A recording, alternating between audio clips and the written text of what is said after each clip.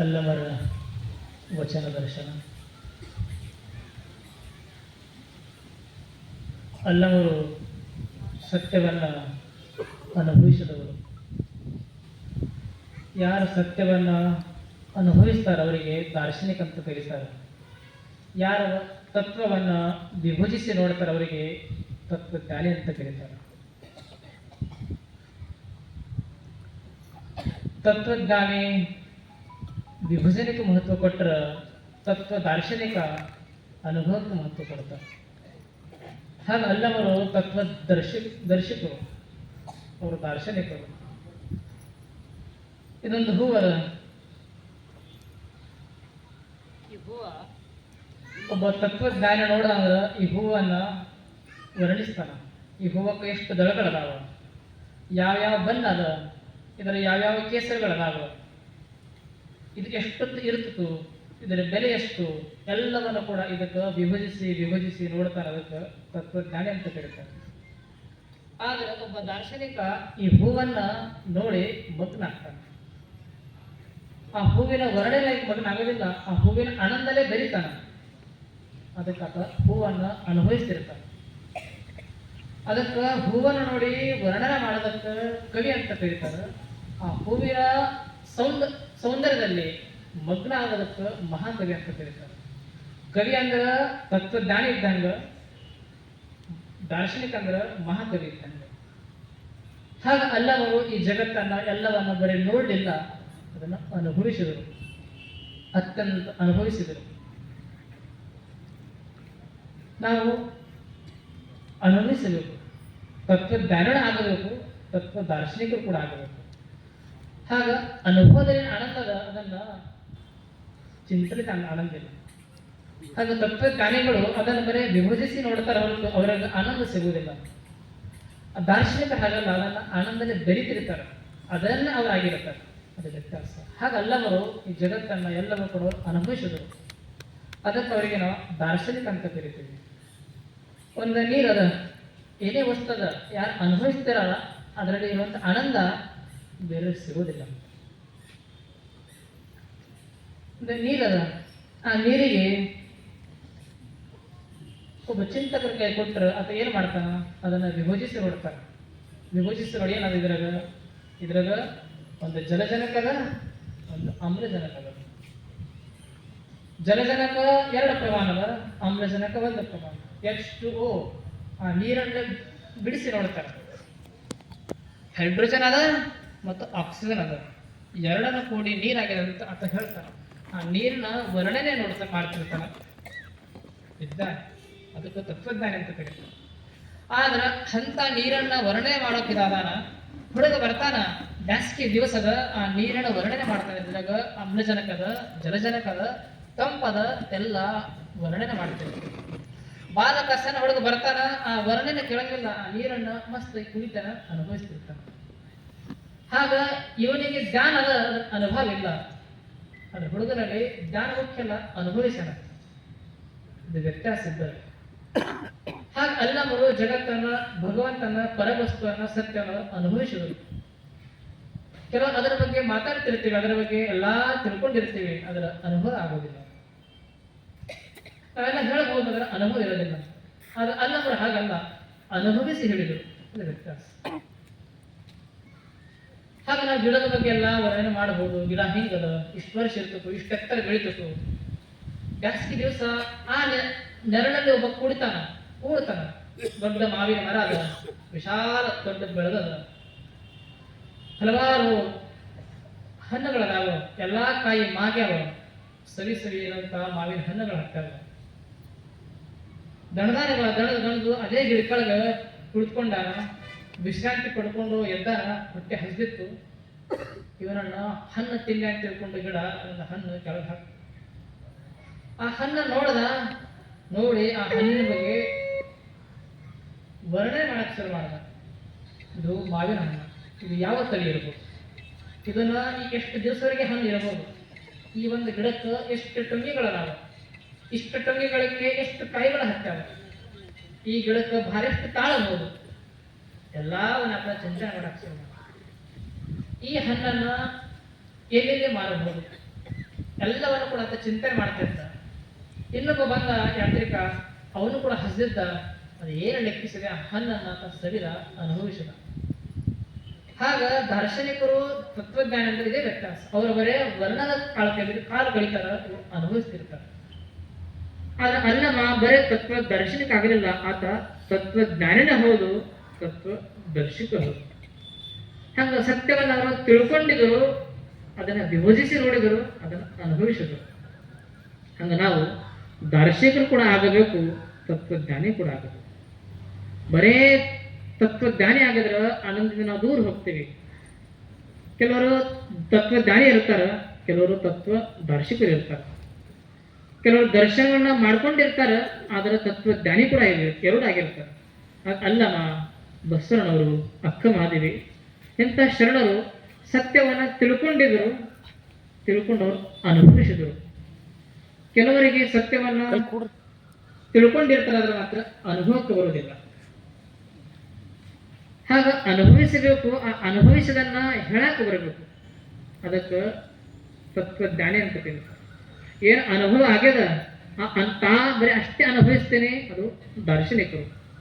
ತಾನುಂಡ ಅನುಭವನ್ನ ಜಗತ್ತಿಗೆ ಹಂಚಲಿಕ್ಕೆ ಬರಬೇಕು, ಅದಕ್ಕೆ ತತ್ವಜ್ಞಾನಿ ಅಂತ ಕರೀತಾರೆ. ಅಲ್ಲಮ ಸತ್ಯವನ್ನ ಕಂಡರು, ಅನುಭವಿಸಿದರು. ತಾನುಂಡಂತ ಅನುಭವವನ್ನ ಜಗತ್ತಿಗರು ಹಂಚಿದರು. ತನಗೆ ಏನು ಅನುಭವ ಆಯಿತು ಆ ಅನುಭವವನ್ನು ಹಂಚೋ ಕಲೆ ಅವರಿಗೆ ಗೊತ್ತಿತ್ತು, ಅವರಿಗೆ ತತ್ವಜ್ಞಾನಿ ಅಂತ ಕರೀತಾರೆ. ಹಾಗಲ್ಲವ ಬರೇ ತತ್ವಜ್ಞಾನಿ ಆಗಿಲ್ಲ, ತತ್ವದರ್ಶಿಸಿ ಅವರು ತತ್ವಜ್ಞಾನಿ ಆಗಿದ್ದರು. ಸತ್ಯವನ್ನು ಅನುಭವಿಸಿದರು, ಅನುಭವಿಸಿ ಅದನ್ನ ಹೇಳಕ್ ಶುರು ಮಾಡಿದರು. ಕೆಲವರು ಬರೇ ನೋಡಿದರು, ಅನುಭವ ಆಗಲಿಲ್ಲ. ಕೆಲವರು ಬರೇ ಅನುಭವ ಆಯಿತು, ಅದನ್ನು ಹೇಳಕ್ ಬರಲಿಲ್ಲ. ಅದು ಅಲ್ಲವರಿಗೆ ಅನುಭವನ ಆಯಿತು, ಅದು ಹೇಳಕ್ ಬಂತು, ಇದು ವಿಶೇಷ. ಹಾಗಲ್ಲವರು ಸತ್ಯವನ್ನ ನೋಡಿದರು, ಎಲ್ಲವನ್ನು ಕೂಡ ಅನುಭವಿಸಿದರು. ಹಾಗೆ ನಾವು ಬರೀ ವರ್ಣನೆ ಮಾಡೋದಲ್ಲ, ಅದನ್ನು ಅನುಭವಿಸಬೇಕು. ನಾವು ಅನುಭವಿಸಲಾರ್ದಕ್ಕೆ ನಾವು ದುಃಖಿತರಾಗಿರ್ತೀವಿ. ಏನದ ಜಗತ್ತದ ಎಲ್ಲವನ್ನ ಅದನ್ನು ಮಸ್ತಾಗಿ ಅನುಭವಿಸಬೇಕು. ಅದನ್ನು ಏನಿರಬಹುದು ಎಲ್ಲವನ್ನು ಕೂಡ ಭಗವಂತನ ಕೊಟ್ಟಾನ, ಅದನ್ನು ದೇವರ ಪ್ರಸಾದ ಅಂತ ಅನುಭವಿಸಬೇಕು. ಆ ಅನುಭವ ಯಾವುದಲ್ಲ ಅದನ್ನು ಆನಂದ ಕೊಡ್ತದೆ. ಬರೇನೋ ಅನುಭವ ಇಲ್ಲ, ಬರೇ ಗಳಿಕೆದ ದೂರ ಆಗ್ತದೆ ಆನಂದ. ಆನಂದ ನಾವು ಸಿಗಬೇಕಾದ್ರೆ ನಾವು ಅನುಭವಿಸಕ್ಕೆ ಕಲಿಬೇಕಂತ. ಹಾಗ ಅಂತ ಸತ್ಯವನ್ನು ಅನುಭವಿಸಿ ಅಲ್ಲವರು ಕೆಲವು ಮಾತನ್ನು ಜಗತ್ತಿಗೆ ಅವರು ಹೇಳ್ತಾ ಇದ್ದಾರೆ. ಅಂತ ಅಲ್ಲವರ ಮಾತು, ಅಲ್ಲವಂದ್ರ ಗಾಳಿ ಇರ್ತಾನೆ. ಅದಕ್ಕೆ ನಾವು ಗಾಳಿ ಎಲ್ಲಿ ಕೂಡ ನಿಲ್ಲಂಗಿಲ್ಲ, ಆದ್ರೆ ಗಾಳಿ ಎಲ್ಲಿ ಕೂಡ ಅಂಟ್ಕೊಳ್ಳಂಗಿಲ್ಲ. ಇಲ್ಲಿ ಅದ ಗಾಳಿ, ಎಲ್ಲಾ ಕಡೆ ಗಾಳಿ ಅದ. ಇಲ್ಲಿ ಶ್ರೀಮಂತರ ಜನ ಅದಾರ ಅಂತ ತಿಳ್ಕೊಂಡು ಇಲ್ಲೇ ಗಾಳಿ ಹಿಡಿತತು, ನಾನು ಈ ಜನ ಹಿಡಿಸ್ಯಾರಂತ ಇಲ್ಲೇ ಇರ್ತೀನಿ ಅಂತ ಗಾಳಿ ಹೇಳೋದಿಲ್ಲ. ಕೆಲವೊಂದ್ ಕಡೆ ಬಡೋ ಜನ ಅದಾರ, ಎಲ್ಲ ಹೋಗಲ್ಲ ಅಂತ ಗಾಳಿ ಅನ್ನಂಗಿಲ್ಲ. ಶ್ರೀಮಂತಿರ್ಲಿ, ಬಡೋ ಇರಲಿ, ಆ ಊರಿರ್ಲಿ, ಸುಗಂಧ ಇರಲಿ, ಎಲ್ಲೇ ಇರಲಿ, ಸುಗಂಧ ಇದ್ರೂ ಕೂಡ ಅಲ್ಲಿ ಗಾಳಿ ಬೀಸ್ತತೆ. ಬಿಸಿಲುನಾಡಿ ಇರಲಿ, ಅಲ್ಲಿ ಕೂಡ ಗಾಳಿ ಬೀಸ್ತತೆ. ತಂಪು ಗಾಳಿ ಪ್ರದೇಶದಲ್ಲಿ ಕೂಡ ಗಾಳಿ ಬೀಸ್ತಿರ್ತದೆ. ಗಾಳಿ ಇಲ್ಲದ ಪ್ರದೇಶ ಇಲ್ಲ. ಗಾಳಿ ಯಾರನ್ನು ಕೂಡ ಭೇದ ಮಾಡೋದಿಲ್ಲ. ಗಾಳಿ ಎಲ್ಲ ಕಡೆ ಸೂಸ್ತಿರ್ತದೆ. ಅದಕ್ಕೆ ಗಾಳಿ ಯಾವ ಸ್ಥಳ ಕೂಡ ಅಂಟ್ಕೊಳ್ಳಂಗಿಲ್ಲ. ಈ ಜಾಗನ ಹಿಡಿಸ್ತದೆ, ಇಲ್ಲೇ ಇರ್ತೇನೆ, ಹಿಮಾಲಯ ಪರ್ವತದಲ್ಲೇನೆ ಇರ್ತೇನೆ, ಬೇರೆ ಕೆಳ ಪ್ರದೇಶಕ್ಕೆ ಹೋಗೋದಿಲ್ಲ ಅಂತ ಗಾಳಿ ಹೇಳೋದಿಲ್ಲ. ಹಾಗ ಗಾಳಿ ಎಲ್ಲಾ ಕಡೆ ಚಲಿಸ್ತದ, ತೇಲ್ತದ. ಹಾಗ ಅಲ್ಲವರು ಜಗತ್ತಿನ ಎಲ್ಲ ಕಡೆ ತೇಲಿದರು. ಗಾಳಿ ಹಾಗೆ ಗಾಳಿ ಕೂಡ ಕಟ್ಟಿ ಹಾಕ್ಲಿಕ್ಕೆ ಬರೋದಿಲ್ಲ, ಅಲ್ಲವರು ಕೂಡ ಕಟ್ಟಿ ಹಾಕ್ಲಿಕ್ಕೆ ಬರಲಿಲ್ಲ. ಹಂಗ ಗಾಳಿ ಹಂಗ ಸ್ವತಂತ್ರವಾಗಿ ಹಾರಾಡ್ತದೆ, ಸಂಚರಿಸ್ತದೆ. ಹಾಗಲ್ಲವರು ಸ್ವತಂತ್ರವಾಗಿ ಜಗತ್ತನ್ನ ನೋಡಿದರು, ಅನುಭವಿಸಿದರು. ಅಂತ ಗಾಳಿ ಹಾಗೆ ವಿಹರಿಸಿ ವಿಹರಿಸಿ ಏನು ಅವರಿಗೆ ಅನುಭವಕ್ಕೆ ಬಂದಿತ್ತು, ಆ ಅನುಭವದ ಮಾತನ್ನ ಅಲ್ಲವರು ತನ್ನ ವಚನದಲ್ಲಿ ಹೇಳ್ತಾರೆ. ಅಲ್ಲವರು ಹೇಳ್ತಾರ, ಕುರುಪಿ ಸುರಿಪಿ ನೆನೆದಡೆ ಸುರುಪಿಯಪ್ಪನೆ, ಕುರುಪಿ ಸುರುಪಿ ನೆನೆದಡೆ ಸುರುಪಿಯಪ್ಪನೆ, ಆ ಸುರುಪಿ ಕುರುಪಿ ನೆನೆದಡೆ ಕುರುಪಿಯಪ್ಪನೆ, ಆ ಸುರುಪಿ ಕುರುಪಿ ನೆನೆದಡೆ ಕುರುಪಿಯಪ್ಪನೆ. ಧನವುಳ್ಳವರ ನೆನೆದಡೆ ದಾರಿದ್ರ್ಯ ಹೋಗುವುದೇ, ಧನವುಳ್ಳವರ ನೆನೆದಡೆ ದಾರಿದ್ರ್ಯ ಹೋಗುವುದೇ. ಪುರಾತನ ನೆನೆದು ಕೃತಾರ್ಥರಾದೆವೆಂಬರು. ಪುರಾತನರ ನೆನೆದು ಕೃತಾರ್ಥರಾದೆವೆಂಬರು. ತನ್ನಲ್ಲಿ ಭಕ್ತಿ ನಿಷ್ಠೆ ಇಲ್ಲದವರನು ಮೆಚ್ಚನು ಗುಹೇಶ್ವರನು. ತಮ್ಮಲ್ಲಿ ಭಕ್ತಿ ನಿಷ್ಠೆ ಇಲ್ಲದವರನು ಮೆಚ್ಚನು ನಮ್ಮ ಗುಹೇಶ್ವರನು. ಇದು ಅಲ್ಲವರ ಮಹೇಶ್ವರ ಸ್ಥಳದ ವಚನ. ಇಲ್ಲೆಲ್ಲವರು ಕೆಲವು ಮಾತನ್ನು ಅವರು ಹೇಳ್ತಾ ಇದ್ದಾರೆ. ಒಬ್ಬ ಮಹೇಶ ತನ್ನ ಭಗವಂತನಿಗೆ ಪ್ರಿಯ ಆಗಬೇಕಾಗಿತ್ತಂದ್ರ, ಅವನಿಗೆ ಭಗವಂತನ ಅನುಭವಕ್ಕೆ ಬರಬೇಕಾಗಿತ್ತಂದ್ರ, ದೇವರ ದರ್ಶನ ಅವನಿಗೆ ಆಗಬೇಕಾಗಿತ್ತಂದ್ರ ಆತ ಏನು ಮಾಡಬೇಕಂದ್ರ ಭಕ್ತಿಯನ್ನ ಮಾಡಬೇಕಂತ. ಆ ಭಕ್ತಿ ಹೇಗಿರಬೇಕು? ಅದರಲ್ಲಿ ನಿಷ್ಠೆ ಕೂಡಿರಬೇಕು. ನಿಷ್ಠೆಯುಳ್ಳ ಭಕ್ತಿ ಅದಂದ್ರ ಆತ ಭಗವಂತನಿಗೆ ಪ್ರಿಯ ಆಗ್ತಾನ. ನಿಷ್ಠೆ ಇಲ್ಲದ ಭಕ್ತಿ ಅದ ಅಥವಾ ಭಕ್ತಿ ಇಲ್ಲದವರೆ ನಿಷ್ಠೆ ಅದ, ಅದು ಕೂಡ ಭಗವಂತನಿಗೆ ಪ್ರಿಯ ಆಗೋದಿಲ್ಲ. ಹಾಗ ಭಕ್ತಿ ಮಾಡಬೇಕು. ಆತ ತಪ್ಪಲಾರ್ದಂಗೆ ಭಕ್ತಿ ಮಾಡಬೇಕು ಅಂತ. ಭಕ್ತಿಯಲ್ಲಿ ಸಾಹಸ ಇರಬೇಕು. ಏನ ಪಥ ಹಿಡಿತಾನ, ಎಷ್ಟೇ ಕಷ್ಟ ಬರಲಿ ಆ ಪಥವನ್ನ ಬಿಡಬಾರದು ಅಂತ ಸಾಹಸ ಇರಬೇಕಂತ ಅಲ್ಲವರು ಹೇಳ್ತಾರೆ. ಹಾಗೆ ಅದನ್ನ ಹೇಳಬೇಕಾದ್ರೆ ಕೆಲವೊಂದು ಉಪಯೋಗಗಳನ್ನು ಕೂಡ ಅಲ್ಲವರು ಈ ವಚನದಲ್ಲಿ ಚಿತ್ರಿಸ್ತಾರೆ. ಅವರು ಹಾಗಲ್ಲವರು ಅವ್ರ ರೂಪ ಕೊಟ್ಟು ಅವರು ಹೇಳ್ತಿರ್ತಾರೆ. ಕುರುಪಿ ಸುರುಪಿ ನೆನೆದಡೆ ಸುರುಪಿ ಅಪ್ಪನೆ. ಒಬ್ಬ ವ್ಯಕ್ತಿ ಕುರುಪದಾನ. ಆ ಕುರುಪ ಮನುಷ್ಯ ಬರೀ ನಾನು ಸುರೂಪ ಆಗಬೇಕಂದ್ರೆ ಸುರೂಪ ಆಗ್ತಾನೆ ಅವನು, ಆಗೋದಿಲ್ಲ. ಕುರುಪ ಅಂದ್ರೇನು? ಮೂಗು ದಪ್ಪದ, ತುಟಿ ದಪ್ಪದ, ಕಣ್ಣು ಚಿಕ್ಕದದ, ಅದಕ್ಕೆ ನಾವು ಕುರುಪ ಅಂತ ಕರಿತೀವಿ. ಅಂತ ಕುರುಪ್ ಮನುಷ್ಯ ನಾನು ಸುರೂಪ ಆಗ್ಬೇಕಂತ ತಿಳ್ಕೊಂಡು ಬರೇ ಸುರೂಪನ್ನು ನೆನೆಸಿದ್ರೆ ಸುರೂಪ ಆಗ್ತಾನೇನು? ಆಗೋದಿಲ್ಲ. ಹಾಗ ಕುರುಪ ವ್ಯಕ್ತಿ ಸುರೂಪ ಆಗಬೇಕಾದ್ರೆ ಬರೀ ನೆನೆಸಿದ ಮಾತ್ರಕ್ಕೆ ಆಗೋದಿಲ್ಲ. ಒಂದು ಇಡ್ಲಿ ಅಂತ ಗೊತ್ತದ, ಆ ಇಡ್ಲಿ ಅನಸ್ತಂತ ನಾನು ಸ್ವರೂಪ ಆಗಬೇಕಂತ. ಅದಕ್ಕೆ ಇದು ಏನು ಮಾಡ್ತು? ತಪಶ್ಚರ್ಯ ಮಾಡಬೇಕು. ಯಾರು ಸುಂದರ ಅದಾರ, ಯಾರು ಬೆಳ್ಳಗದಾರ ಅವರನ್ನ ನೆನೆಸಿದ್ರೆ ನಾನು ಕೂಡ ಬೆಳ್ಳನಾಗ್ತೀನಿ ಅಂತ ಯಾರು ಹೇಳಿದ್ರು. ಅದಕ್ಕೆ ಇಡ್ಲಿ ಏನು ಮಾಡ್ತಂದ್ರ ತಪಶ್ಚರ್ಯ ಮಾಡಬೇಕು. ಎಲ್ಲಿ ಕುಂತ್ರ ದೇವರು ಒಲಿತಾನ ಅಂತ ಸ್ಥಳಕ್ಕೆ ಹೋಗಬೇಕು. ಅದಕ್ಕೆ ಎಲ್ಲಾ ಜನ, ಭಾರತ ಜನ ಎಲ್ಲ ಹಿಮಾಲಯಕ್ಕೆ ಹೋಗಿ ಧ್ಯಾನ ಮಾಡ್ತಾರೆ, ತಪಶ್ಚರ್ಯ ಮಾಡ್ತಾರೆ. ಅಲ್ಲಿ ದೇವರು ಬಂದು ಪ್ರಸನ್ನ ಆಗ್ತಾನ, ತಾನು ಏನು ಕೇಳ್ತೀನಿ ಕೊಡ್ತಾನ ಅಂತ ಅದು ಕೇಳಿ ಯಾರು ಹೇಳಿದ್ರು. ಅದನ್ನ ತಿಳ್ಕೊಂಡು ಆ ಇದ್ದಲ್ಲಿ ಹಿಮಾಲಯಕ್ಕೆ ಹೋಯ್ತು. ಹಿಮಾಲಯಕ್ಕೆ ಹೋಗಿ ಅಲ್ಲಿ ಧ್ಯಾನ ಮಾಡಕ್ ಶುರು ಮಾಡ್ತು. ಯಾರಿಗೆ? ಸೂರ್ಯನ ಧ್ಯಾನ ಮಾಡ್ತಾ ಇತ್ತು. ಬೇಸಿಗೆ ದಿವಸ ಕೆಟ್ಟ ಬಿಸಿಲು, ಮಠ ಮಧ್ಯಾಹ್ನದಾಗ ಸೂರ್ಯನ ಧ್ಯಾನ ಮಾಡ್ತಾ ಇತ್ತು. ಆ ಮಠ ಬಿಸಿಲಿಗೆ ಮತ್ತಿಷ್ಟು ಕಪ್ಪಾಗಿತ್ತು. ಅದನ್ನ ಸೂರ್ಯನಿಗೆ ಧ್ಯಾನ ಮಾಡ್ತಾ ಇತ್ತು. ಧ್ಯಾನ ಮಾಡುವಾಗ ಅಲ್ಲಿ ಒಂದು ಹಂಸ ಪಕ್ಷಿ ಹಾರ್ತಾ ಇತ್ತು. ಆ ಹಂಸ ಪಕ್ಷ ಅಂತೂ ಇಷ್ಟು ದೂರ ಇಲ್ಲಿ ಬಂದು ಕುಂತದ, ಇಷ್ಟೆಲ್ಲ ಮಧ್ಯಾಹ್ನ ಬಿಸಿಲಲ್ಲಿ ಯಾಕೆ ಕೂತಿರ್ಬೇಕು ಅಂತ ಕುತೂಹಲ ಆಯ್ತು. ಕಣ್ಣು ಮುಚ್ಚಿ ಧ್ಯಾನ ಮಾಡಕತ್ತಿತ್ತು. ಅದರ ಪಕ್ಕಕ್ಕೆ ಹೋಗಿ ಹಂಸ ಪಕ್ಷಿ, ಅತ್ಯಂತ ಶುಭ್ರ ಇರುವಂತಹ ಹಂಸ ಪಕ್ಷಿ ಹೋಗಿ ಅಲ್ಲಿ ಕುಳಿತಿತ್ತು. ಪಕ್ಕಕ್ಕೆ ಕುಂತು ಕುಳಿತ ಅದು ಧ್ಯಾನ ಹೋಗ್ಯಾನ, ಕಣ್ಣು ತೆರೆತು ನಿಧಾನವಾಗಿ ಕಣ್ಣು ತೆರಣಿದು ಮಾತಾಡಿಸ್ತು ಹಂಸ ಪಕ್ಷಿ. ಇಲ್ಯಾಕೆ ಬಂದಿನಿ ಅಂತ ಕೇಳ್ತು. ಇಲ್ಲ, ನಾನು ಬೆಳ್ಳಗಾಗಬೇಕು, ಅದಕ್ಕೆ ನಾನು ಸೂರ್ಯನನ್ನ ಧ್ಯಾನಿಸ್ತಾ ಇದ್ದೇನೆ. ಅವಾಗ ಹಂಸ ಪಕ್ಷಿ ಹೇಳ್ತು, ನೀನು ನಿಜವಾದ ಬೆಳ್ಳಗಾಗಬೇಕಾ? ಏನು ಬರೇನಿದು? ಇಲ್ಲ, ನಾನು ಬೆಳ್ಳಗಾಗಬೇಕಂತ ತಿಳ್ಕೊಂಡೆ ನಾನು ಇದು ಧ್ಯಾನ ಮಾಡ್ತಾ ಇದ್ದೇನೆ. ಅದಕ್ಕೆ ಹಂಸ ಪಕ್ಷಿ ಹೇಳ್ತು, ನೀ ಎಷ್ಟು ವರ್ಷ ಧ್ಯಾನ ಮಾಡಿದ್ರು ಕೂಡ ನೀ ಬೆಳ್ಳಗಾಗೋದಿಲ್ಲ. ಹೀಗೇ ಇಲ್ಲೇ ಕುಂತು ಸೂರ್ಯನ ನೆನೆಸಿದ್ರೆ ನಿನ್ನ ಧ್ಯಾನ ಆಗೋದಿಲ್ಲ, ಬೆಳ್ಳಗಾಗೋದಿಲ್ಲ. ನೀನು ಬೆಳ್ಳಗಾಗಬೇಕಾಗಿತ್ತು ಅಂದ್ರೆ ಸೂರ್ಯನ ನೆನೆಸಬಾರದು. ಮತ್ತೆ ಏನು ಮಾಡಲಿ ಅಂತ ಕೇಳ್ತು. ನಿಜವಾಗಿ ನಾನು ಬೆಳಗಾಗಬೇಕಾಗಿತ್ತು ಅಂದ್ರೆ ಸೂರ್ಯನ ನೆನೆಸದೆ ಬಿಡಬೇಕು, ಸೂರ್ಯನಲ್ಲಿ ಬೆರಿಬೇಕು. ಅವಾಗ ನೀನು ನಿಜವಾಗಿ ಬೆಳ್ಳಗಾಗ್ತದೆ. ಹಾಗ ಇದ್ದಲ್ಲಿ ನೆನೆಸಿದ ಮಾತ್ರಕ್ಕೆ ಬೆಳ್ಳಗಾಗೋದಿಲ್ಲ, ಸೂರ್ಯನಲ್ಲಿ ಬೆರಿಬೇಕು. ಬೆರೆತಾಗ ಅದು ತಾನೇ ಬೆಳ್ಳಗಾಗ್ತದೆ. ಗೊತ್ತಾಯ್ತ? ಹಾಗ ಅಲ್ಲವರು ಹೇಳ್ತಾರ, ಪುರಾತನ ನೆನೆಸಿದ ಮಾತ್ರಕ್ಕೆ ನಾನು ಮುಕ್ತನಾಗ್ತೇನೆ ಅಂತ ಆಗೋದಿಲ್ಲ, ಅದರಲ್ಲಿ ಬೆರಿಬೇಕು, ಭಗವಂತನ ಆಗಬೇಕು. ಎಷ್ಟು ಚಲೋ ಒಪ್ಪಿಗೆ ಕೊಟ್ಟು ಅಲ್ಲವರು ಹೇಳ್ತಾರೆ. ಹಾಗ ನೆನೆಸಿದ ಮಾತ್ರಕ್ಕೆ ಆಗೋದಿಲ್ಲ ಅಂತ. ಧನವುಳ್ಳ ನೆನೆದಡೆ ದಾರಿದ್ರ್ಯ ಹೋಗುವುದೇ. ಹಾಗೆ ಕೆಲವರು ಶ್ರೀಮಂತರ ನೆನೆಸಿದ್ರೆ ನಾವು ಶ್ರೀಮಂತ ಆಗ್ತೀವಿ, ಆಗೋದಿಲ್ಲ. ನಾವು ಶ್ರೀಮಂತರಾಗಬೇಕಾಗಿದ್ರೆ ಶ್ರೀಮಂತ ನೆನೆಸಾಗ್ತಂಗಿಲ್ಲ, ದುಡಿಬೇಕು, ಮಸ್ತಾಗಿ ಗಳಿಸ್ಬೇಕು, ಅವಾಗ ನಾವು ಶ್ರೀಮಂತ ಆಗ್ತೀವಿ. ನಾ ಎಲ್ಲಿ ಹೋಗಂಗಿಲ್ಲ, ನಾ ಇಲ್ಲೇ ಕೂಡ್ತೇನೆ, ನಾನು ಚಲೋ ಕುಸ್ತಿ ಪೈಲವಾನ್ ಆಗಬೇಕು, ಇನ್ನು ಗಾಮ ಅಂತ ಆಗಿವಾಗ ಅಂತ ಗಾಮ ಹಂಗೆ ಆಗಬೇಕು. ಗಾಮಕ್ಕೆ ಆಗಿನ ಕಾಲದಲ್ಲಿ ಸೋಲಿಸಲು ಯಾರು ಇರಲಿಲ್ಲ, ಅಂತ ಬಲಾಢ್ಯ ಕುಸ್ತಿ ಪೈಲವಾನ್.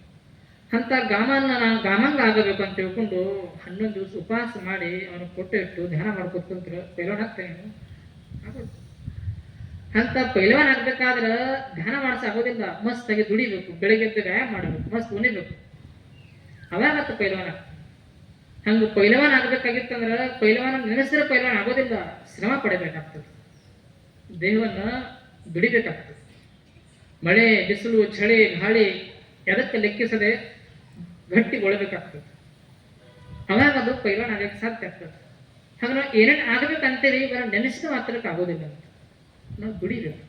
ಏನೇ ಆಗಲಿ, ದೊಡ್ಡ ಉದ್ಯಮಿ ಆಗಬೇಕಾದ್ರೆ ಉದ್ಯಮ ನಡೆಸಿಕೊಂಡು ಉದ್ಯಮ ಆಗಂಗಿಲ್ಲ. ಉದ್ಯಮ ಜೊತೆ ಹೋಗಬೇಕು, ಉದ್ಯಮನೇ ಹ್ಯಾಂಗೆ ಕಲಿಬೇಕಂತ ಅವನ ಜೊತೆ ಬೆರೆತು ಅವನ ಜೊತೆ ಕಲ್ತ್ಕೋಬೇಕು. ನಾವು ಕೂಡ ಸಣ್ಣ ಪುಟ್ಟ ಉದ್ಯಮ ಮಾಡಕ್ಕೆ ಶುರು ಮಾಡಬೇಕು, ಅವಾಗ ಮಾತ್ರ ದೊಡ್ಡ ಉದ್ಯಮ ಆಗಕ್ಕೆ ಸಾಧ್ಯ. ಹಾಗೆ ಏನೇ ಇರ್ಬೋದು, ಒಂದು ಸಣ್ಣ ಕೆಲಸಗಾರ ಆಗಲಿ, ಒಬ್ಬ ಶಿಕ್ಷಕ ಆಗಲಿ, ಒಬ್ಬ ವ್ಯಾಪಾರಿ ಆಗಲಿ, ವೈದ್ಯನಾಗಲಿ, ಕಲಾವಿದನಾಗಲಿ, ದೊಡ್ಡ ಆಟಗಾರ ಆಗಲಿ, ದೊಡ್ಡ ಸಂಗೀತಗಾರ ಆಗಲಿ, ಏನೇನು ಆಗಬೇಕು ಅಂತ ಅಂತಿರ್ತೇವೆ, ಆಗಬೇಕಾಗಿತ್ತಂದ್ರೆ ಅಂಥವ್ರ ನೆನೆಸಿದ ಮಾತ್ರಕ್ಕೆ ನಾವು ಆಗೋದಿಲ್ಲ.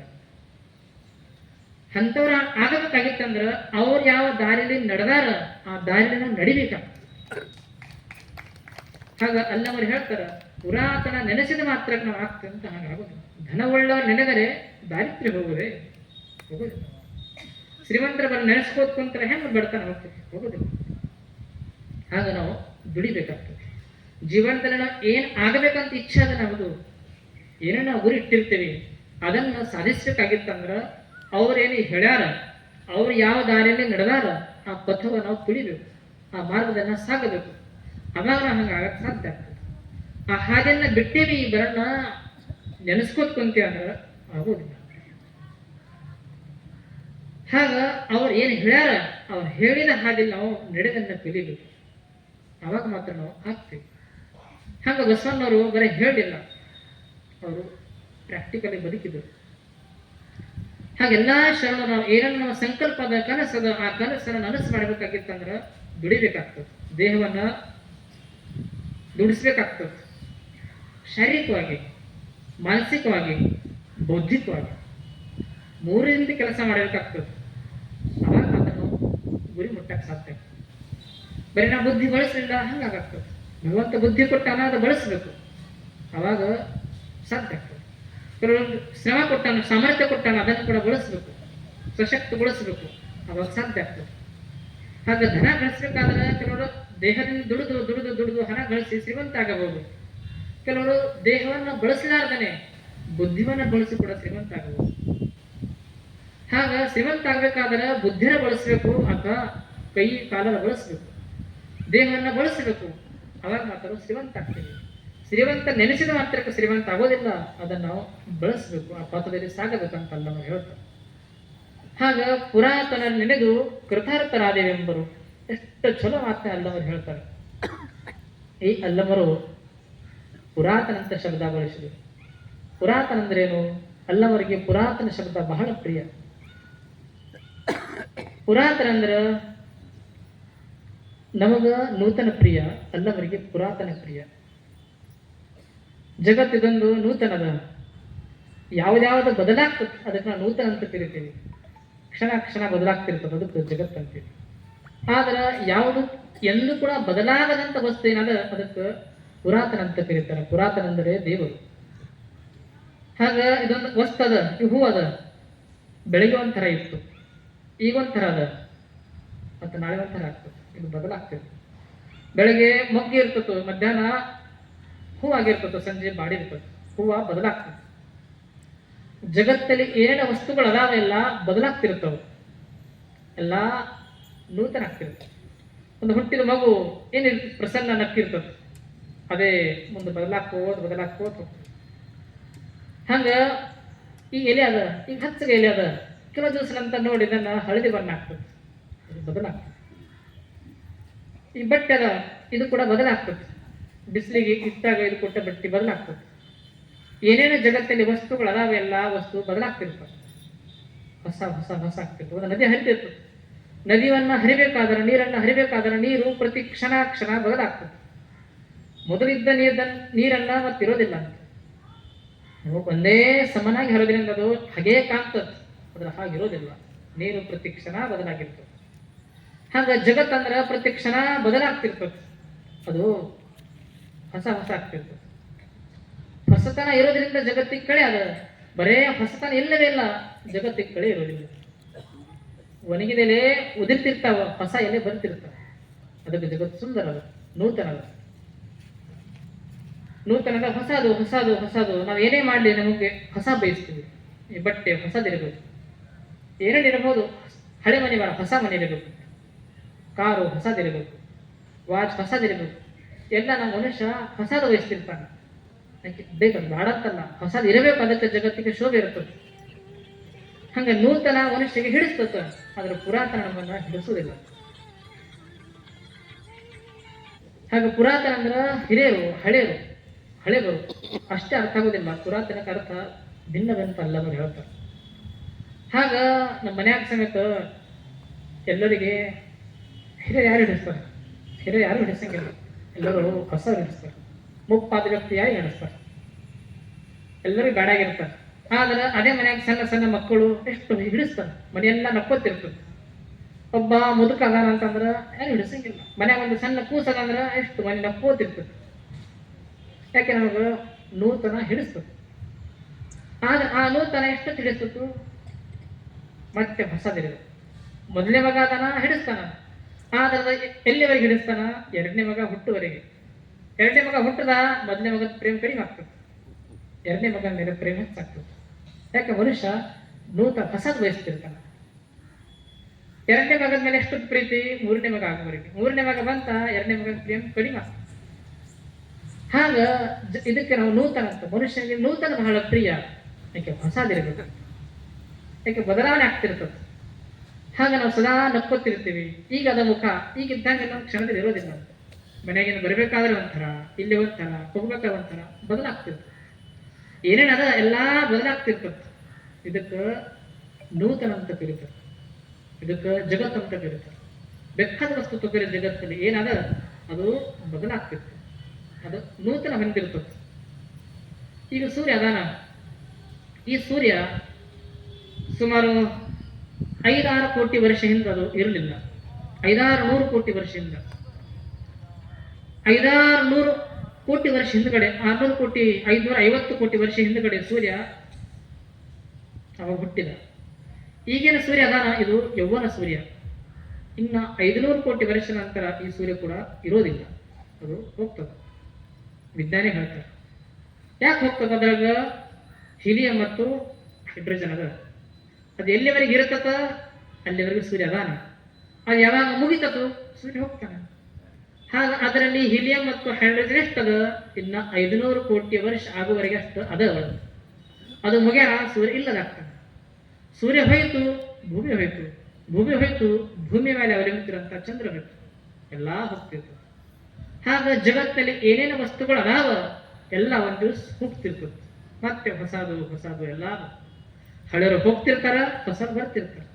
ಹಂಗಿರಬೇಕು, ಅದಕ್ಕೆ ಜಗತ್ತು ಚಲೋ ಇರ್ತದೆ. ನಾವು ಬದಲಾವಣೆ ಆಗ್ತಿರ್ಬೇಕು, ಹೊಸದು ಹೊಸದು ನೋಡಾಕ್ ಚಲೋ ಕಾಣ್ತದೆ. ನಾನು ನಿಂತೀನಿ, ಬರೀ ಕೈಗಳ ಹಾವು ಮಾಡ್ತಾ ಇದೀನಿ, ನೋಡಕ್ ಚಲೋ ಅನಿಸ್ತದೆ.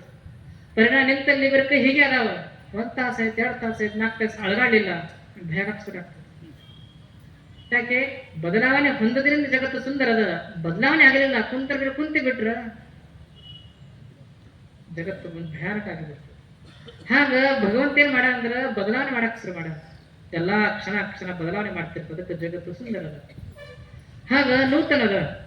ಅಲ್ಲವರು ಏನ್ ಹೇಳ್ತಾರಂದ್ರ, ಯಾವುದು ಬದಲಾಗೋದಿಲ್ಲವೋ ಸದಾ ಇರ್ತದೆ. ಎಲ್ಲಾ ಬದಲಾಗಬಹುದು, ಬದಲಾವಣೆ ಆಗ್ಲಿಕ್ಕೆ ಆಧಾರ ಅದ, ಅದು ಕೂಡ ಮಾತ್ರ ಬದಲಾಗೋದಿಲ್ಲ ಅಂತ ಒಂದು ವಸ್ತು ಅದ. ಆ ವಸ್ತುವಿಗೆ ದೇವರು, ಆ ದೇವರಿಗೆ ಅಲ್ಲವರು ಪುರಾತನ ಅಂತ ಕರೀತಾರೆ. ಅಂತ ಪುರಾತನ ವಸ್ತು ಅದು ಬದಲಾಗೋದಿಲ್ಲ. ಅಂತ ಪುರಾತನನ್ನ ಯಾರ ನೆನೆಸ್ತಾರ ಅವರಿಗೆ ಪುರಾತನ ಅಂದ್ರೆ ದೇವರು. ಅಂತ ದೇವರನ್ನ ಯಾರು ಅರ್ಥಕೊಂಡಾರಲ್ಲ ಅವರನ್ನ ಪುರಾತನರು ಅಂತ ಕರೀತಾರೆ. ಪುರಾತನರು 63 ಪುರಾತನ ಅಂತ ಅಂತೀವಿ. ಪುರಾತನರು ಅಂದ್ರೆ ಅವರನ್ನು ಅರ್ಥವರು, ಸತ್ಯವನ್ನ ಅರ್ಥವರು, ಅನುಭವಿಸ್ತಾರೆ. ಹಾಗ ಯಾರು ಸತ್ಯವನ್ನ ಅರ್ಥಾರ ಅನುಭವಿಸಾರ ಅಂತವರ ನೆನೆಸಿದ ಮಾತ್ರಕ್ಕೆ ನಾವು ಕೂಡ ಹಂಗ ಆಗೋದಿಲ್ಲ. ಏನ್ ಮಾಡ್ಬೇಕು? ಅವ್ರು ಯಾವ ದಾರಿಯಲ್ಲಿ ಸಾಗ್ಯಾರ, ಅವ್ರು ಯಾವುದಲ್ಲಿ ನಡೆದಾರ ಆ ದಾರಿಯನ್ನ ನಡೆದನ್ನ ಕಲಿಬೇಕು. ಅವಾಗ ನಾವು ಕೂಡ ಅವ್ರ ಹಂಗ ಆಗ್ತೀವಿ. ಹಂಗ ಪುರಾತನರ ನೆನೆಸಿದೀವಿ, ಅಲ್ಲವರನ್ನ ಬಸವರನ್ನ ಎಲ್ಲರನ್ನ ನೆನೆಸಿದೀವಿ. ನೆನೆಸಿದ ತಪ್ಪಲ್ಲ, ಅದನ್ನ ನೆನೆಸಿದ ಮಾತ್ರಕ್ಕೆ ಹಾಗಾಗೋದಿಲ್ಲ. ಏನು ಮಾಡಬೇಕು? ಅವ್ರು ಏನು ಹೇಳ್ಯಾರ ಆ ಹೇಳಿರ್ತಕ್ಕಂಥ ನಡೆದನ್ನ ಕಲಿಬೇಕು. ಹೇಳಿದಂಗ ನಡೆದಿಲ್ಲ, ಬರೀ ನೆನೆಸಿದೀವಿ, ಆಗೋದಿಲ್ಲ. ನೆನೆಸ್ಕೊತ ಕುಂತಾನೆ ಹೆಂಗ ಆಗ್ತದೆ? ಒಬ್ಬ ಮಹೇಶ್ ಆಗಬೇಕಾದ್ರೆ, ಮಹೇಶ್ ಸ್ಥಳಕ್ಕೆ ಪ್ರವೇಶ ಆಗಬೇಕಾಗಿತ್ತಂದ್ರೆ ನೆನಸಿಕ ಆಗೋದಿಲ್ಲ. ಅದನ್ನ ಕೃತಿಲಿ ತರಬೇಕಂತ ನಾವು ಹೇಳ್ತಾರೆ. ಹಾಗೆ ಏನು ಹೇಳ್ಯಾರ ಪುರಾತನರು, ಸತ್ಯವನ್ನ ಅರತವರು. ಸತ್ಯ ಅಂದ್ರೆ ಪುರಾತನ ದೇವರು, ದೇವರನ್ನ ಅರತವರಿಗೆ ಶರಣ ಅಂತ ಕರೀತಾರೆ. ಅಂತ ಅರತವರು ಏನು ಹೇಳ್ಯಾರ ಆ ಹಾದಿ ನಾವು ನಡೆದನ್ನ ಕಲಿಬೇಕು. ಅವಾಗ ನಾವು ಮುಕ್ತನಾಗ್ತೀವಿ, ಅವಾಗ ನಾವು ದೇವರಿಗೆ ಪ್ರಿಯ ಆಗ್ತೀವಿ. ಅವ್ರೇನು ಹೇಳ್ಯಾರ ಆ ಹೇಳಿದಂಗ ನಾವು ನಡಿಬೇಕು. ಅದಕ್ಕೆ ನಾವು ನಿಷ್ಠೆ ಅಂತ ಕರೀತಾರೆ. ಹಾಗೆ ನೀವು ಮನೆಯಿಂದ ಬಂದಿರಿ, ಎಲ್ಲ ದುಡು ಭಕ್ತಿಯಿಂದ ಇಲ್ಲಿ ಬಂದಿರ್ತೀರಿ, ಬಂದು ಇಲ್ಲಿ ಅಲ್ಲವರ ಮಾತನ್ನ ಕೇಳ್ತಿರ್ತೀರಿ. ಇದು ಶ್ರದ್ಧೆ ಅದ, ಶ್ರದ್ಧೆಯಿಂದ ಕೇಳಿರ್ತೀರಿ. ಇದೇ ಶ್ರದ್ಧೆ, ಇದೇ ಅಲ್ಲವರ ಮಾತನ್ನ ಕೇಳೋದಕ್ಕ ಶ್ರದ್ಧೆ ಅಂತ ಕರೀತಾರೆ. ಈ ಅಲ್ಲವರ ಹೇಳಿದ ಮಾತನ್ನ ನಾಳೆವರೆಗೆ ನೆನಪಿಟ್ರ ಅದಕ್ಕೆ ನಿಷ್ಠೆ ಅಂತ ಕರೀತಾರೆ. ಈ ಹೇಳಿದ ಅಲ್ಲವರ ಮಾತನ್ನ ಕೇಳಿ ಇಲ್ಲೇ ಬಿಟ್ರೆ ಅದು ಶ್ರದ್ಧೆ ಆಯ್ತು, ಒಳಗೆ ಹೇಳಿಲ್ಲ. ಒಳಗೆ ಗಟ್ಟಿಗೊಂಡ್ತಂದ್ರೆ ಅದು ನಿಷ್ಠೆ ಆಗ್ತದೆ. ಹಾಗ ಅಲ್ಲವರೇನು ಹೇಳ್ಯಾರ ಆ ಶ್ರದ್ಧೆವನ್ನ ಗಟ್ಟಿಗೊಂಡಾಗ ಅದು ನಿಷ್ಠೆ ಅಂತ ಕರೀತಾರೆ. ಆ ನಿಷ್ಠೆವನ್ನ ಆದಂತ ಅದ ಮಹೇಶ್ ಆದಂಗ. ನಿಷ್ಠೆ ಆಗಲಿಲ್ಲ ಅಂದ್ರೆ ಅದು ಮಹೇಶ್ ಆಗಲಿಲ್ಲ. ಹಾಗೆ ನಾವು ಭಗವಂತನಿಗೆ ಪ್ರಿಯ ಆಗಬೇಕಾಗಿತ್ತಂದ್ರ, ಪುರಾತನ ಹಾದಿನ ನಡಿಬೇಕಾಗಿತ್ತಂದ್ರ ನಮ್ಮ ಮೊದಲಿ ಭಕ್ತಿ ಇರಬೇಕು ಮತ್ತೆ ನಿಷ್ಠೆ ಇರಬೇಕು. ಪುರಾತನರ ನೆನೆದೆಂಬರು ತನ್ನಲ್ಲಿ ಭಕ್ತಿ ನಿಷ್ಠೆ ಇಲ್ಲದವರು ಮೆಚ್ಚನು ಗುಹೇಶ್ವರನ. ಹಾಗೆ ಗುಹೇಶ್ವರ ನಮಗ ಮೆಚ್ಚಬೇಕಾಗಿತ್ತಂದ್ರ ತಮ್ಮಲ್ಲಿ ಭಕ್ತಿ ಇರಬೇಕು ಮತ್ತೆ ನಿಷ್ಠೆ ಇರಬೇಕು. ಏನು ಹೇಳ್ಯಾರ ಅದನ್ನ ಕೃತಿಯಲ್ಲಿ ತರಬೇಕಂತ. ಹಾಗ ಹಿರಿಯರೇನು ಹೇಳಿರ್ತಾರ, ಪುರಾತನ ಹೇಳ್ಯಾರ, ಅವ್ರು ಹೇಳಿದ ಮಾರ್ಗದಲ್ಲಿ ನಡೀಬೇಕಂತ. ಅವ್ರು ಹೇಳಿದ ಹಂಗ ನಡೀಲಿಲ್ಲ ಅಂತಂದ್ರ ನಾವು ಆಗೋದಿಲ್ಲ. ಅದಕ್ಕಲ್ಲ ಅವ್ರು ಹೇಳ್ತಾರ, ಅವ್ರು ಏನೇನು ಹೇಳ್ಯಾರ ಅದಂಗ ನಾವು ಆಗೋದನ್ನು ಕಲಿಬೇಕು. ಮತ್ತೆ ಆ ಭಕ್ತಿಯನ್ನ ಎಷ್ಟು ದಿವಸ ಮಾಡಬೇಕು? ಆ ಭಕ್ತಿಯನ್ನ ನಿರಂತರತೆ ಇರಬೇಕು. ಎಷ್ಟು ದಿವಸ ಮಾಡೇವಿ ಬಿಟ್ಟಿವಿ ಹಂಗಿರಬಾರ್ದು. ಆ ಭಕ್ತಿಯನ್ನ ನಿರಂತರತೆ ಇರಬೇಕು. ಆ ನಿರಂತರತೆ ಇತ್ತಂದ್ರೆ ಆತ ಭಗವಂತನಿಗೆ ಪ್ರಿಯ ಆಗ್ತಾನೆ. ಅದಕ್ಕೆ ತನ್ನ ಕಾರ್ಯದಲ್ಲಿ ಏನೇ ಇರಬಹುದು, ಎಷ್ಟೇ ಕಷ್ಟ ಬರಲಿ, ಅಕ್ಕ ಮದಿ ಕೂಡ ಹೇಳಿದರು, ಆ ಭಕ್ತಿಯನ್ನು ಕೂಡ ಎಂದು ಕೂಡ ಅವರು ಬಿಡಲಿಲ್ಲ. ಹಾಗೆ ಬಸರು ಕೂಡ ಭಕ್ತಿ ಅಂದ್ರೆ ಅದು ಕರಗಸದಂಗ ಹೋಗುತ್ತಾ ಕೊಯ್ಯುವುದು ಬರುತ್ತಾ ಕೊಯ್ಯುವುದು ಅಂತ ಹೇಳಿದರು.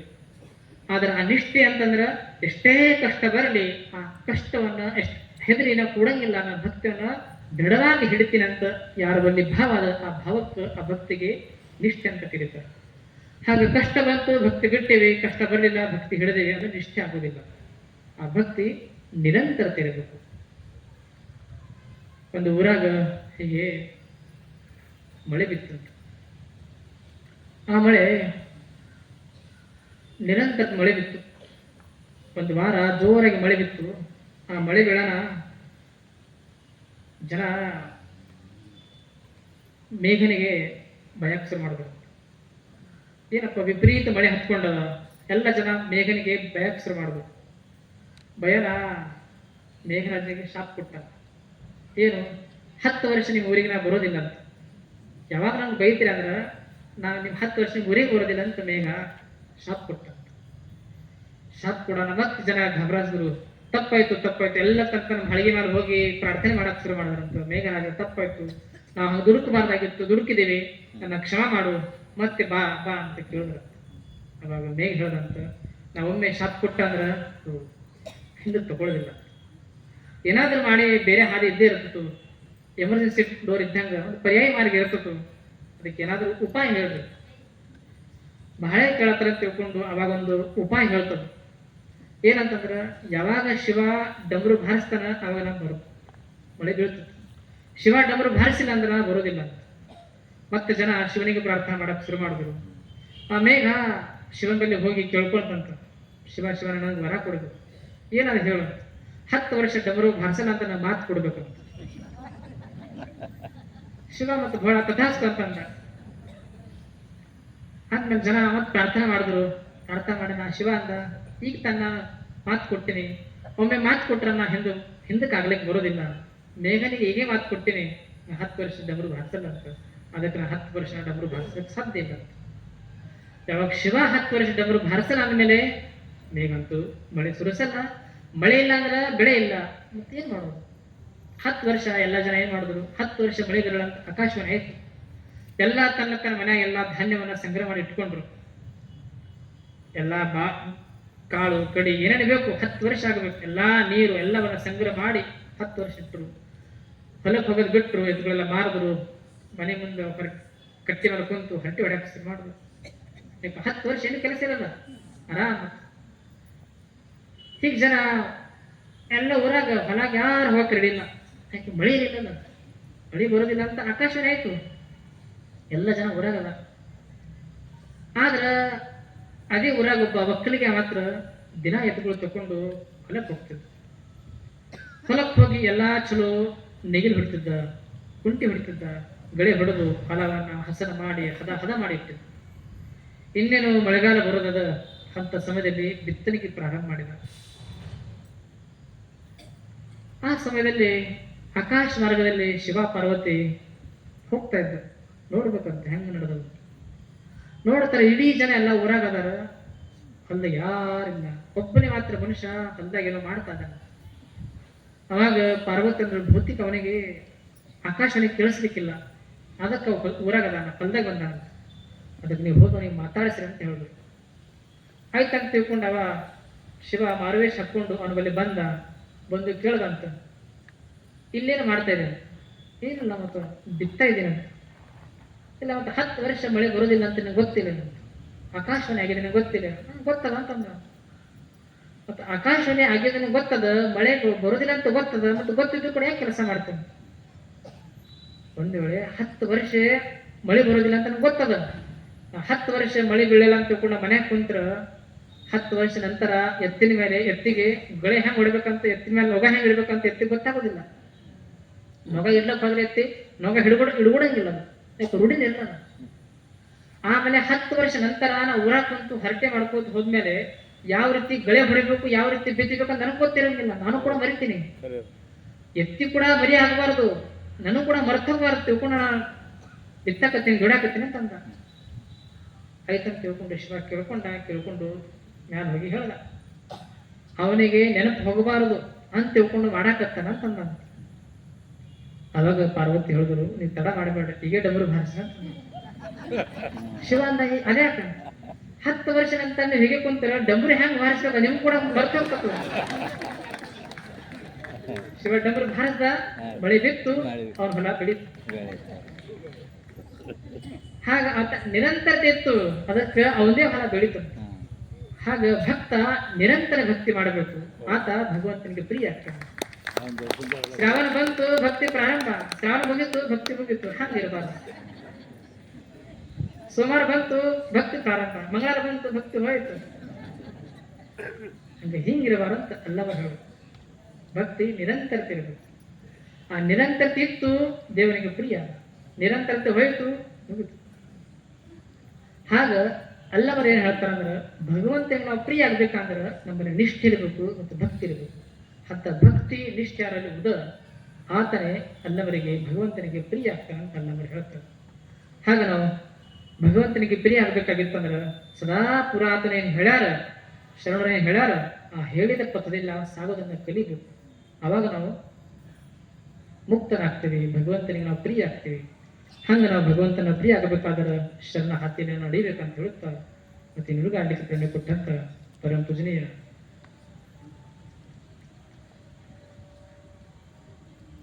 ಈ ಸಮಯದಲ್ಲಿ ಒಬ್ಬರು ಮಾತಾಡೋದಾರ. ಇಲ್ಲೊಬ್ಬರು ಶಿವರಾಜ್ ಅಂಬರು ಅದಾರ, ಅವ್ರು ಬಹಳ ದೂರಿಂದ ಬಂದಾರ. ಮುಂದೆ ಕೂಡ ಭಾಳ ದೊಡ್ಡವ್ರು ಆಗೋರು ಅದಾರ ಅವರು ಅಂತ ಶಿವರಾಜ್ ಅವರು ಒಂದು ಕೆಲವು ಮಾತನಲ್ಲಿ ಹೇಳೋರು ಅದಾರ ಅವ್ರ ಮಾತನ್ನು ಕೂಡ ನಾವೆಲ್ಲರೂ ಕೇಳೋಣ ಅಂತ ಹೇಳುತ್ತಾ ಮತ್ತು ಈ ನುಡಿನ ಆಡ್ಲಿಕ್ಕೆ ಪ್ರೇರಣೆ ಕೊಟ್ಟಂತ ಪರಮ ಪೂಜನೀಯ ಪುಣ್ಯಾತ್ಮಕ ಚಂದ್ರ ವಂದಿಸಿ ನೋಡುತ್ತೀವಿ.